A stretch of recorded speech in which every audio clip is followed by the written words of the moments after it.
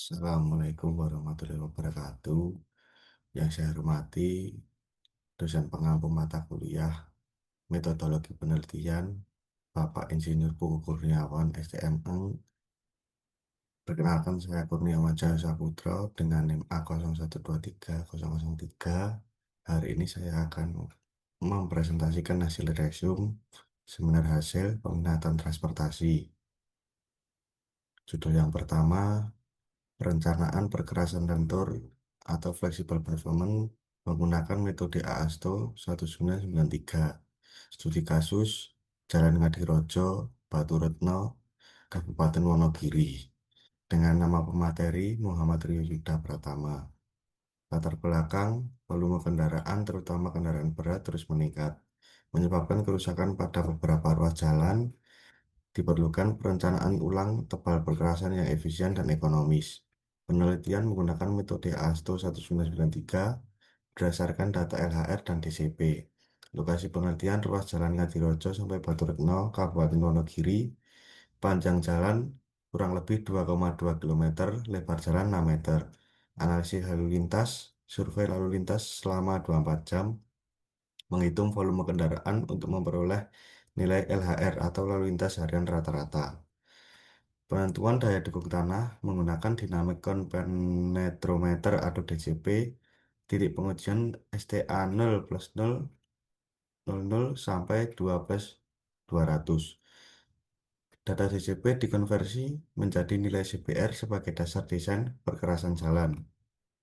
Hasil survei dan analisis, volume lalu lintas rata-rata 9.812 kendaraan per hari, 9.008,6 SMP per hari, nilai CBR 6,3%, daya dukung tanah 5,1.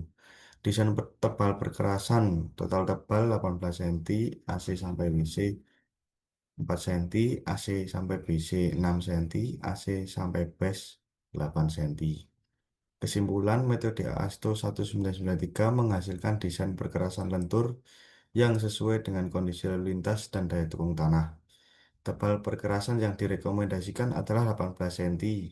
Estimasi rencana anggaran biaya atau RAB sebesar 5.940.326.000 rupiah.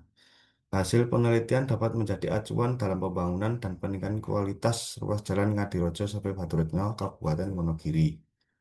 Judul yang kedua, evaluasi kinerja Simpang 4 Kalioso pada ruas jalan Solo Purwodadi. Studi kasus Simpang 4 Kalioso, Desa Tuban, Kecamatan Gudangrejo, Kabupaten Karanganyar. Materi Andi Pradana. Latar belakang, Simpang 4 Kalioso merupakan simpang tak bersinyal menghubungkan wilayah Sragen, Sukoharjo, Karanganyar, dan Boyolali. Volume kendaraan yang tinggi menyebabkan konflik lalu lintas, tundaan, dan antrean. Diperlukan evaluasi kinerja simpang agar arus lalu lintas lebih optimal. Tujuan penelitian menganalisis kapasitas simpang, menghitung derajat kejenuhan, menganalisis tundaan kendaraan, menentukan peluang antrian berdasarkan pedoman kapasitas jalan Indonesia atau PKJI 2014. Metode penelitian menggunakan pedoman kapasitas jalan Indonesia atau PKJI 2014. Pengumpulan data melalui survei volume lalu lintas, data geometri simpang, dan kondisi lapangan. Parameter yang dianalisis, kapasitas simpang, derajat kejenuhan, tundaan kendaraan, peluang antrean. Hasil dan pembahasan kinerja simpang dihitung berdasarkan data survei lapangan. Kapasitas simpang dipengaruhi oleh yang pertama geometri simpang, volume kendaraan, hambatan samping seperti parkir dan aktivitas pedagang memengaruhi kelancaran lalu lintas. Kesimpulannya, simpang 4 Kalioso perlu dilakukan penanganan untuk meningkatkan kinerja lalu lintas. Evaluasi menggunakan PKJI 2014 dapat menjadi dasar perbaikan manajemen simpang.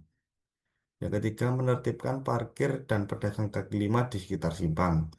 Yang keempat, merelokasi halte atau pemberhentian angkutan umum sekitar 25-50 meter dari simpang.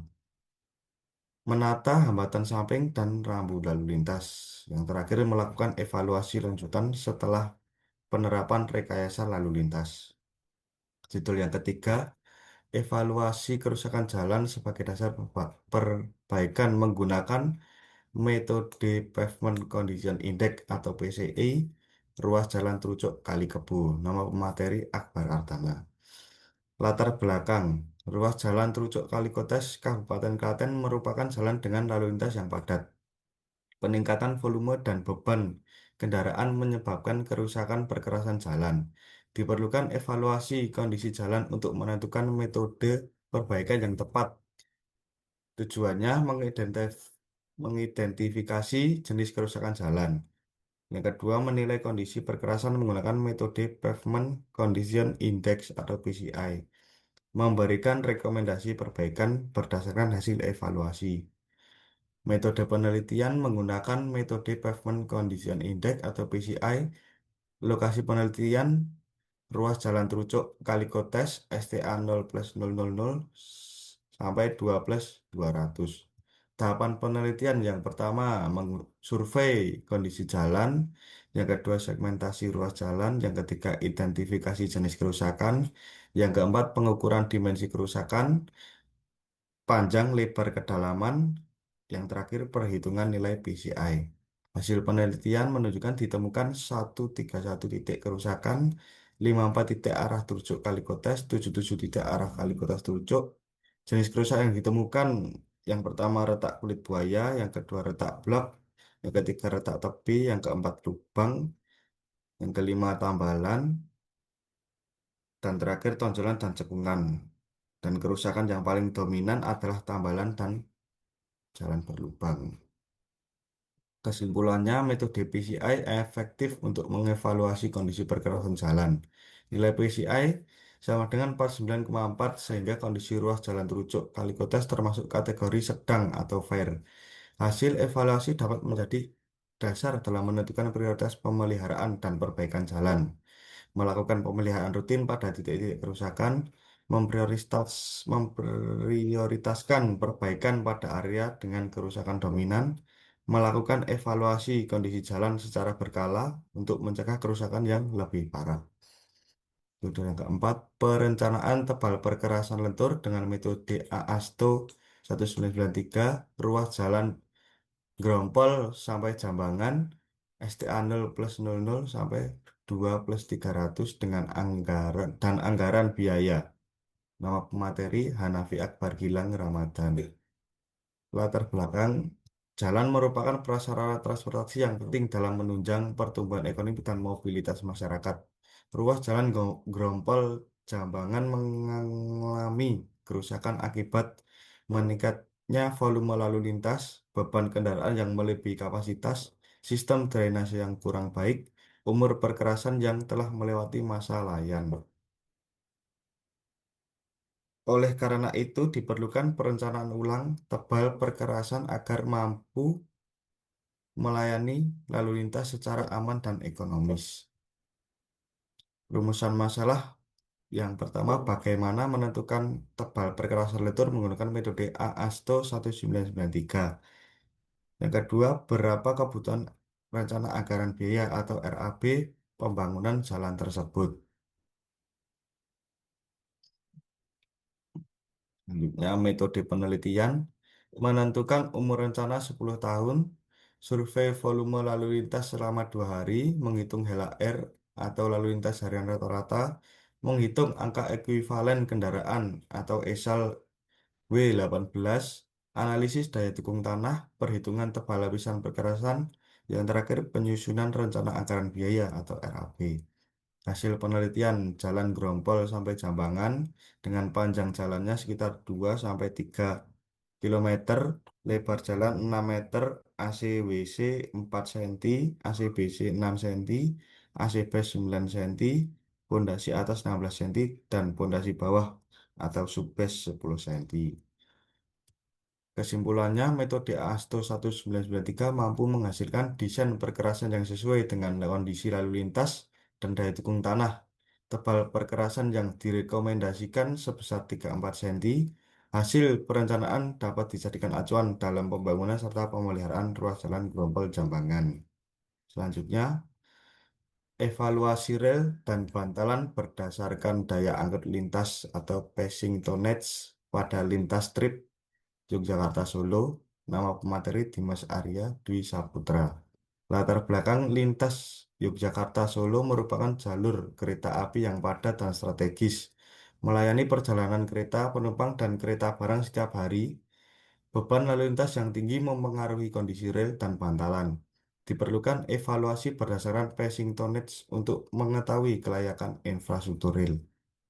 Tujuan penelitian menghitung besarnya passing tonnage tahunan, mengevaluasi kondisi rel dan bantalan, menentukan kelayakan struktur jalan rel berdasarkan beban yang diterima. Lokasi penelitian berada di lintas Yogyakarta Solo dari stasiun Yogyakarta atau Tugu hingga stasiun Solo Balapan, wilayah Daop 6 Yogyakarta. Data penelitian, data primer, tipe rel, lebar rel, sambungan rel, berat total kereta. Data sekunder berupa data operasional kereta atau GPK, data spesifikasi lokomotif kereta dan gerbong, peta citra satelit atau Google Maps. Tahapan analisis, pengumpulan data tonnage gabungan, analisis daya angkut lintas atau passing tonnage, perhitungan tonnase lokomotif, perhitungan tonnase kereta penumpang harian, perhitungan tonnase kereta barang harian, perhitungan tonnase ekuivalen, perhitungan passing tonnage, klasifikasi jalan rel, evaluasi kondisi rel, evaluasi profil rel, evaluasi bantalan, evaluasi balas. Hasil penelitian komponen yang dihitung yang pertama tonase lokomotif atau TL, tonase kereta penumpang atau TP, tonase kereta barang atau TB, tonase ekuivalen atau TE. Hasil akhir passing tonnage tahunan sama dengan plus kurang 29 juta ton per tahun. Nilai tersebut menunjukkan bahwa lintas Yogyakarta Solo menerima beban lalu lintas kereta api yang sangat besar setiap tahunnya. Kesimpulannya, lintas Yogyakarta Solo merupakan salah satu lintas dengan beban lalu lintas tinggi. Nilai passing tonnage mencapai 29 juta ton per tahun. Hasil evaluasi dapat digunakan sebagai dasar. Yang pertama, penentuan kelas jalan rel, perencanaan pemeliharaan rel, evaluasi kondisi bantalan dan balas, perencanaan. Sekian presentasi dari saya.